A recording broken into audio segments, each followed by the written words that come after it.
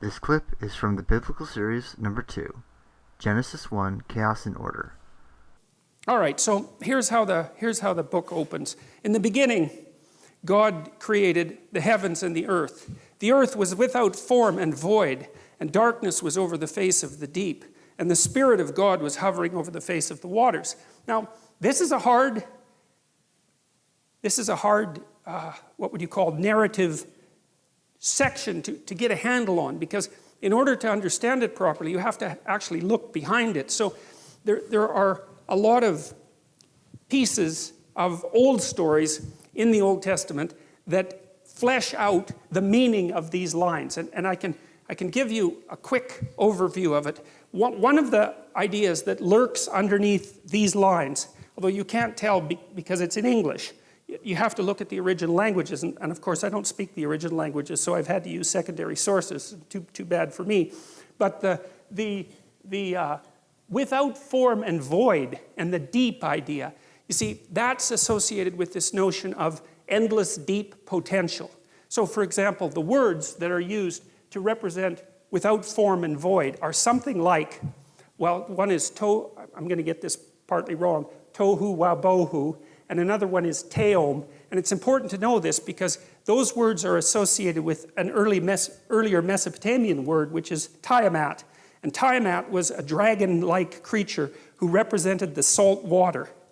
And Tiamat had a husband named Apsu, and Tiamat and Apsu were sort of locked together in kind of a sexual embrace. And it was that locking together of Tiamat and Apsu, and I would say that's potential and order, something like that, or chaos and order. They were locked together, and it was that union of chaos and order that gave rise in the old Mesopotamian myth, which is the Anu Melish, to being, to the old gods first, and then eventually, as creation progressed, to human beings themselves. And so there's this idea lurking underneath these initial lines that God is akin to that which confronts the unknown and carves it into pieces and makes the world out of its pieces. And the thing that it confronts is something like it's something like a predatory reptile, or it's something like a dragon, or it's something like a serpent. And I think part of the reason for that, and this is a very deep and ancient idea, is that this is where it gets so complicated to do the translation, is partly that is how human beings created our world. Like, we went out beyond the confines of our safe spaces, let's say. Our safe spaces defined by the tree or defined by the fire. And we actively voyaged outward to the places that we were afraid of and didn't understand, and conquered and encountered things out there, like literally animals, like mammoths and snakes and predators of all sorts. And it was as a consequence of that active, brave engagement with the domain of what we did not understand, the terrifying domain of what we did not understand, that the world in fact was generated. And that idea lurks deeply inside the opening lines of Genesis. And it's a profound idea in my estimation. And I think also that the way our brains are structured, and this is something that I'm going to try to develop more today, is that the ancient circuits that our ancestors used to deal with the space beyond which they had already explored, so that would be home territory. So that's that unknown territory that's characterized by promise, because there are new things out there, but also by intense danger, right? Because we're prey animals, especially millions of years ago when we were very young. We had to go out there and encounter things that were terribly dangerous. And there was a kind of, let's say, paternal courage that went along with that. And it was the spirit of paternal courage that enabled the conquering of the unknown. And there's no difference between the conquering of the unknown and the creation of habitable order.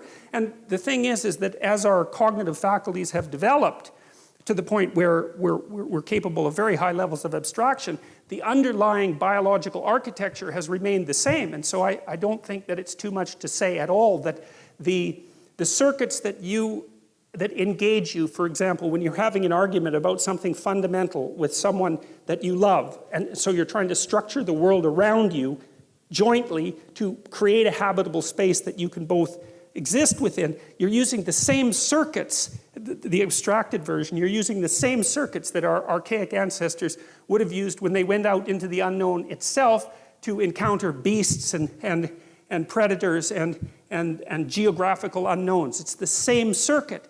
It's just that we do it abstractly now instead of concretely. But of course it has to be the same circuit, because evolutionary is a very conservative force. And what else would it be? And this is also why I think it's so easy for us to demonize those people who are our enemies, because our enemies confront us with what we don't want to see. And and because of that, our first response is to use snake detection circuitry on them, and that accounts for our capacity, almost immediate capacity, to demonize.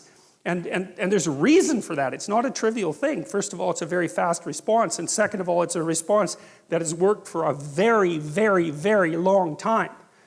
You know, one of the variants of the hero, and I would consider a variant of the hero like a fragment of the picture of God, is the heroic warrior who slays the enemy, right? And of course, that's not precisely a politically correct representation of the hero in modern times. And well, and no wonder, but it's still something that you go watch in movies all the time and admire, right? It's like this one of the how many plots are there? Romance and adventure, that's about it. And most of the adventure genre is, well, there's some enemy that's lurking in some form. It could be human, it could be alien, and someone rises up to go and confront it and maintain order. You know, it's like, there's no getting away from that story.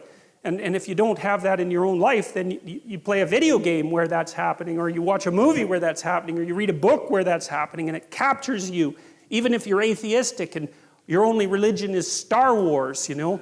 And it's still, well, really, right? It still captures your imagination, and you act like someone who's possessed by religious fervor when you line up for 3 days to be the first one into the theater, you know, and all the while claiming that you're atheistic to the core. It's like... If you like this video, please give this a thumbs up, and if you'd like to see more content like it, please subscribe to my channel. Thank you for watching, and have a beautiful day.